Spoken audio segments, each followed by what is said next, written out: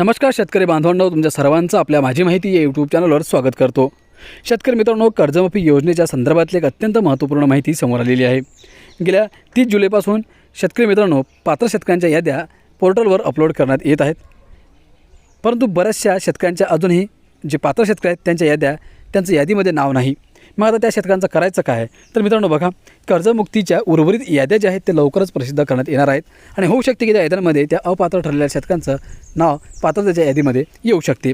आता ही सविस्तर माहिती आपण जाणून घेणार आहोत की आता हे याद्या कधीपर्यंत अपलोड केल्या जाणार आहेत, म्हणजेच पोर्टलवर प्रसिद्ध केल्या जाणार आहेत आणि कोणकोणते शेतकरी पुन्हा एकदा नव्याने पात्र होणार आहेत। व्हिडिओ तुम्ही शेवटपर्यंत बघा आणि आपल्या माझी माहिती या यूट्यूब चॅनलला सबस्क्राईब करा। शेतकरी मित्रांनो, राज्य शासनाच्या पुण्यश्लोक अहिल्यादेवी होळकर शेतकरी कर्जमुक्ती योजनेअंतर्गत पात्र शेतकऱ्यांची पहिली यादी जाहीर करण्यात आली असून उर्वरित पात्र लाभार्थ्यांच्या याद्याही लवकरच प्रसिद्ध करण्यात येतील, अशी माहिती जिल्हाधिकारी वर्षा मीना यांनी दिली। पात्र शेतकऱ्यांनी ॲग्रीस्टॅकवर नोंदणी करून आधार प्रमाणीकरण तातडीने पूर्ण करावे असे आवाहन त्यांनी केले आहे।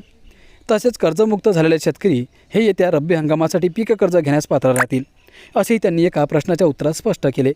योजनेच्या अंमलबजावणीबाबत गुरुवारी दुपारी आयोजित पत्रकार परिषदेत त्या बोलत होत्या।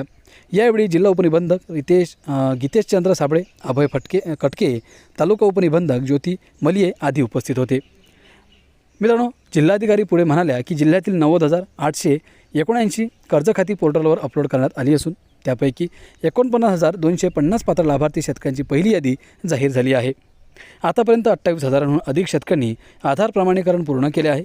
उर्वरित शेतकऱ्यांनी जिल्ह्यातील आपले सरकार सेवा केंद्रावर जाऊन ई-KYC करून घ्यावी। या प्रक्रियेसाठी कोणतेही शुल्क आकारू नये असे निर्देश सेवा केंद्रांना तसेच बँकांना देण्यात आले आहेत। योजनेअंतर्गत 1 एप्रिल 2019 ते 31 मार्च 2025 या कालावधीत घेतलेल्या पीक कर्जाचा समावेश असून 2 लाख रुपयांपर्यंतची थकबाकी शासनाकडून माफ केली जाणार आहे। 2 लाखांपेक्षा अधिक थकबाकी असलेल्या शेतकऱ्यांना एक वेळ समझोता योजनेचा लाभ मिळणार असून 2 लाखांवरील रक्कम 31 मार्च 2027 पर्यंत भरल्यानंतर 2 लाख रुपयांची कर्जमाफी दिली जाईल असं देखील सांगण्यात आले आहे। तर नक्कीच मित्रांनो, उर्वरित जे शेतकरी आहेत ज्यांचं यादीमध्ये नाव नाही तर त्यांचं नाव पुढील येणाऱ्या याद्यांमध्ये प्रसिद्ध केलं जाऊ शकते, त्यामुळे पुढील याद्या पाहणं तेवढंच महत्त्वाचं आहे।